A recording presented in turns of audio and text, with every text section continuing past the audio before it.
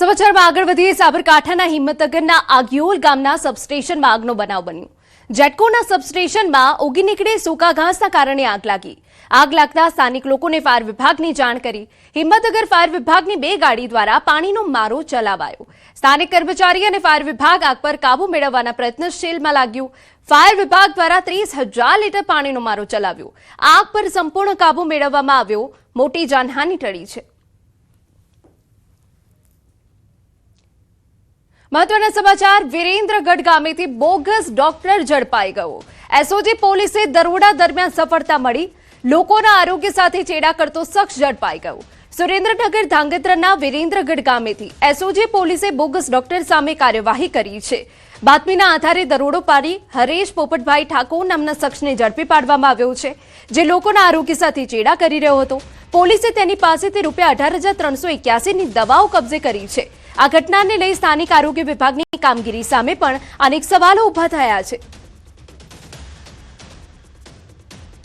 સમાચારમાં વાત ભરૂચની કરીએ। અંકલેશ્વર તાલુકાના અવાદર ગામે મારામારીની ઘટના બની, જેમાં એક વ્યક્તિ ગંભીર રીતે ઇજાગ્રસ્ત થતા તેને તાત્કાલિક હોસ્પિટલમાં ખસેડવામાં આવ્યો હતો। મળતી માહિતી મુજબ ગામમાં થયેલી બોલાચાલી બાદ મામલો ઉગ્ર બનતા મારામારીની ઘટના સર્જાઈ હતી। ઘટનામાં ઇજાગ્રસ્ત વ્યક્તિને ગંભીર ઇજાઓ પહોંચતા પરિવારમાં चिंताનો માહોલ છે। આ બનાવને પગલે પીડિતા પરિવારજનો દ્વારા આરોપી સામે કડક કાર્યવાહીની માંગ ઉઠી છે। દાહોદમાં નદીમાં નાહવા ગયેલા યુવકનું મોત નીપજ્યું। જાલોદ તાલુકાના ચિત્રોડિયા ગામે માછણ નદીમાં નાહવા ગયેલા યુવકનો પગ લપસતા નદીમાં ડૂબી જતા મોત નીપજ્યું। ઘટનાની જાણ થતા પોલીસ તાત્કાલિક સ્થળ પર પહોંચી નદીમાંથી મૃતદેહ બહાર કાઢી પોસ્ટમોર્ટમ માટે જાલોદ સરકારી હોસ્પિટલ ખાતે ખસેડાયો। ચિત્રોડિયા ગામના 55 વર્ષીય વસૈયા સુરેશભાઈ દલુભાઈનું નદીમાં ડૂબી જવાથી મોત નીપજ્યું। ઘટનાને પગલે પરિવારમાં શોકની લાગણી। સમાચારમાં વાત અમદાવાદની કરીએ, જ્યાં દારૂબંધીના લીરે લીરા ઉડ્યા છે। સાબરમતી વિસ્તારમાં દારૂની રેલમ છે। દારૂના અડ્ડાનો વિડીયો વાયરલ થયો। સરસ્વતી નગરમાં ખુલ્લેઆમ દારૂનો વેપલો। વિડીયો વાયરલ થતા પોલીસ એક્શનમાં આવી। પોલીસે 8 લીટર દેશી દારૂનો જથ્થો જપ્ત કર્યો। પોલીસે દરોડા પાડતા આરોપી ફરાર થઈ ગયો।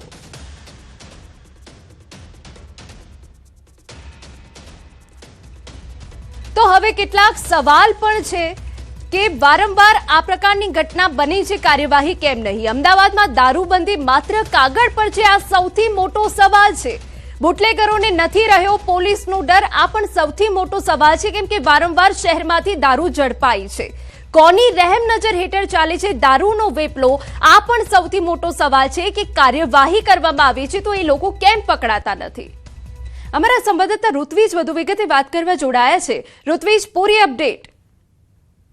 जी बात करिए तो जो वीडियो है ते साबरमती पुलिस स्टेशन विस्तारनो आ वीडियो है कि ज्यां न्यूरोनिक अंदर एक जो सरस्वती नगर आवेलू है कि ज्यां एक मकान अंदर आ प्रकारे देशी दारू है ते प्लास्टिक नी थैलीओनी अंदर भरवामां આવતો હતો અને એક વ્યક્તિ દ્વારા વિડીયો બનાવીને તેને વાયરલ કરવામાં આવ્યો હતો। જો કે પોલીસ અધિકારીઓનું કહેવું છે કે આ જે વિડીયો છે તે જૂનો વિડીયો છે, પરંતુ જે પ્રમાણે વિડીયો વાયરલ થયા બાદ કાર્યવાહી પણ કરવામાં આવી છે અને જે એક વ્યક્તિ છે તે ભરત ઠાકોર તેની વિરુદ્ધમાં ગુનો દાખલ કરવામાં આવ્યો છે હાલમાં અને તેના ત્યાંથી 8 લીટર જેટલો દેશી દારૂ છે તે પણ પોલીસ દ્વારા કબજે કરવામાં આવ્યો છે।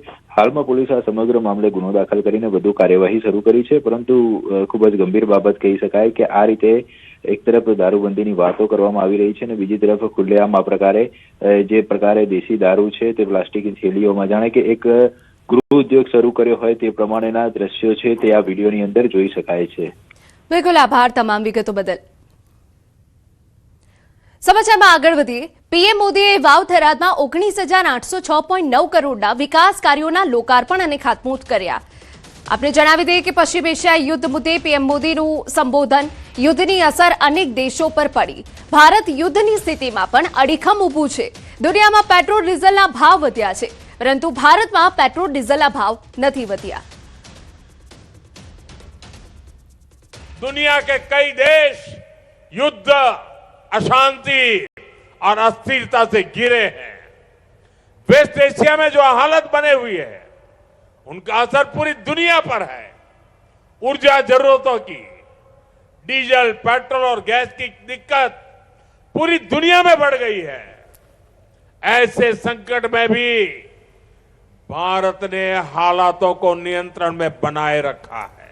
आज दुनिया के छोटे से लेकर बड़े सुपर पावर देशों तक में डीजल पेट्रोल के दाम कहीं 10%, कहीं 20%, कहीं 25% तक बढ़े हैं, लेकिन भारत इसका असर देश की जनता पर नहीं पड़ने दे रहा है। कांग्रेस को सहन नहीं हो रहा, इसलिए वो लगातार अफवाहें फैला रही है ताकि देश में डर का माहौल बने और लोग पेट्रोल पंपों और गैस एजेंसियों पर लाइन लगाकर खड़े हो, अव्यवस्था फैल जाए। પીએમ મોદીએ કોંગ્રેસ પર આકરા પ્રહાર કર્યા। વૈશ્વિક સંકટ વચ્ચે કોંગ્રેસ રાજકારણ કરે છે। કોંગ્રેસના ષડયંત્રથી સાવધાન રહેવાનું છે। કોંગ્રેસ ભય અને અફવા ફેલાવે છે। हमारे देश में कुछ राजनीतिक दल वैश्विक संकट के दौर में भी राजनीतिक रोटियां सेकने के बाद नहीं आ रहे। इसी सियासी षड्यंत्र में सबसे आगे कोई है तो कांग्रेस पार्टी है। आज जब देश को एकता और एकजुटता की जरूरत है, कांग्रेस के नेता देश को बांटने में लगे हैं। आज जब देश को भरोसे की जरूरत है, कांग्रेस भय और अफवाह फैलाने में लगी है। आज जब देश को संयम की जरूरत है, कांग्रेस लोगों को उकसाने में जुटी है। राजनैतिक गिद्धों की तरह कांग्रेस इंतजार में है कि कब देश परेशानी बढ़े और उसके बहाने उनको सियासी फायदा मिले। अन्य महत्वना समाचार। ખેડા જિલ્લાના સુખી અને સંપન્ન ગણાતા એનઆરઆઈ ગામ પીજમાં ભર ઉનાળે પાણીનો ભારે કકડાટ શરૂ થયો છે। લુહાર ફળિયામાં છેલ્લા 5 દિવસથી પીવાનું પાણી ન આવતા સ્થાનિકોમાં રોષ ફેલાયો। તેવામાં પંચાયતે મોકલેલા ટેન્કરમાંથી મૃત ઉંદર મળતા હોબાળો મચી ગયો। રોષે ભરાયેલા ગ્રામજનોએ મૃત ઉંદર સાથે વિરોધ કર્યો હતો। વિરોધ ત્યાં નહોતો અટક્યો। ગ્રામજનો ખાલી માટલા તેમજ ડોલ લઈ ગ્રામ પંચાયતનો ઘેરાવ કરવા પહોંચી ગયા। કચેરીમાં માટલા અને ડોલ ફેંકી પોતાનો રોષ ઠાલવ્યો હતો, પરંતુ આજે જાહેર રજા હોવાથી કચેરીમાં સરપંચ કે તલાટી કોઈ હાજર ન મળ્યા હતા। કચેરીમાં કોઈ જવાબદાર પદાધિકારી હાજર ન હોવાથી લોકોનો ગુસ્સો સાતમા આસમાને પહોંચ્યો હતો, જેથી આક્રોશિત ગ્રામજનોએ ઉગ્ર વિરોધના પ્રતિકરૂપે મૃત ઉંદરને પંચાયત કચેરીની બહાર જ લટકાવી દીધો હતો। તો આ મામલે સરપંચે ગ્રામજનો પર બદનામ કરવાનો આક્ષેપ કર્યો હતો। મૂળ પ્રશ્ન એક છે કે મરેલા ઉંદર કાલે કંઈક ઝેરી થયું અને જો મેં જ પીધું છે મને જ ગળામાં અત્યારે બળતરા થાય છે, તો આવું કંઈક થશે એની જવાબદારી પહેલામાં પહેલી પંચાયતની સરકારની પ્રશ્નાર્થ છે પેલો।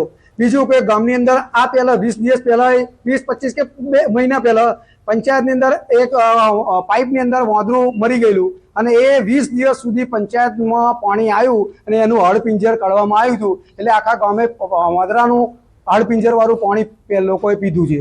કોઈ આવતા નથી। એમ સરપંચ તો ક્યારેક ક્યારેક કોક દિવસ આવે છે, સર લેડીઝ સરપંચ છે એટલે ક્યારેક ક્યારેક કોક આવે છે, ક્યારેક સરપંચ અહીંયા આવતા નથી અને અમારી રજૂઆત કોને કરવી એક મોટો પ્રશ્ન છે। કઈ જગ્યાએથી પાણી અંદર ઉંદર ગયો એ અમને એ શંકાસ્પદ છે, કેમ કે અમારી માટે બી નવી વસ્તુ, કેમ કે અત્યાર સુધી પાણીની એ ટેન્કર ચાલુ હાલતમાં હતી। અત્યારે 2 દિવસ પહેલા જો એક માણસ લઈ ગયા હતા એ રસોડા માટે જ લઈ ગયા હતા, ત્યાં કોઈ એવો ઇસ્યુ થયો નહીં। અમને પંચાયતને ખોટી રીતે હેરાનગતિ કરવાનું એ છે। સમાચારમાં આગળ વધીએ। દાહોદ જિલ્લાના સુખસર ખાતે ખારી નદી પર બની રહેલા નવા પુલના બાંધકામને લઈ ગંભીર આક્ષેપો સામે આવ્યા છે। લાખો રૂપિયાના ખર્ચે ચાલી રહેલું આ કામ ધીમી ગતિએ ચાલતું હોવા ઉપરાંત ગુણવત્તા અંગે પણ સ્થાનિકોમાં ભારે અસંતોષ છે। ગ્રામજનોનો આક્ષેપ છે કે બાંધકામમાં નિયમ મુજબની સામગ્રીનો ઉપયોગ નથી થતો અને પુલની પાયાની મજબૂતી વિના જ કામ આગળ ધપાવવામાં આવી રહ્યું છે। ચોમાસા પહેલા પુલની કામગીરી પૂર્ણ થશે કે નહીં તે અંગેના સવાલ વચ્ચે હવે સ્થાનિકોએ ઉચ્ચ સ્તરે નિષ્પક્ષ તપાસની માંગ ઉઠાવી છે।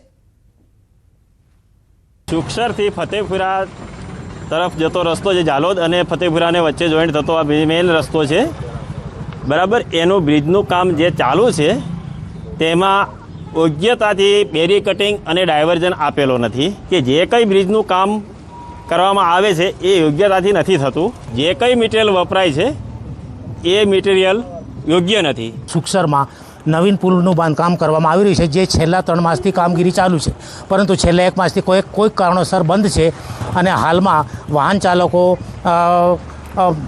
બાજુમાં થઈને નીકળી રહ્યા છે. પુલ બની રહ્યો છે નદી પર, એ 2 મહિના 3 મહિનાથી કામ ચાલુ છે, પણ છેલ્લા 1 મહિનાથી આ પુલનું કામ જે બંધ છે એ તાત્કાલિક ધોરણે શરૂ થાય તો અવર જવર કરનારા વાહનોને અને પેસેન્જરોને અનુકૂળતા પડશે. દાહોદ જિલ્લાના સુખસર અને ફતેપુરા વિસ્તારને જોડતા એક બ્રિજની અંદર જે કહી શકાય કે લાંબા ટાઈમથી જે બ્રિજનું કામ બંધ હોવાના કારણે સ્થાનિકોને ભારે હાલાકી વેઠવાનો વારો આવી રહ્યો છે. ત્યારે દ્રશ્યમાં જોઈ રહ્યા છે એ પ્રમાણે જે સુખસરથી ફતેપુરાને જોડતા આ બ્રિજનું કામગીરી ચાલી રહી હતી. નદીના તટ પર જે બ્રિજ બનાવવાની કામગીરી ચાલી રહી હતી અને જે ડાયવર્ઝન આપવામાં આવ્યો હતો, ડાયવર્ઝન પણ જે એક પ્રકારે સાંકડો આપવામાં આવ્યો છે. જો સામસામેથી બંને ગાડીઓ નીકળવા પ્રસાર થતો હોય તો ખૂબ તકલીફ પડે છે અને કહી શકાય કે જે ડાયવર્ઝન આપ્યો સહી, પરંતુ તેની બાજુમાં જે કોઈપણ પ્રકારના સેફ્ટી સાધનો અથવા તો કોઈપણ પ્રકારનું જે રેડિયમ પણ નહીં લગાવવામાં આવી છે, તેના કારણે રાત્રિ દરમિયાન પણ જે વાહન ચાલકો છે તેને હાલાકી વેઠવાનો વારો છે. સ્થાનિકોનું કહેવું છે કે જે મટીરિયલ વાપરવામાં આવી રહ્યું છે, મટીરિયલની અંદર પણ હલકી ગુણવત્તાનો મટીરિયલ વાપરવામાં આવી રહ્યો છે. ગુણવત્તાયુક્ત કામગીરી કરવામાં આવે તેવી લોકોની માંગ ઉઠવા પામી છે. સૌરભ ગેહલોત, ન્યૂઝ 18 ગુજરાતી, દાહોદ. અને મહત્વના સમાચાર, કચ્છના સફેદ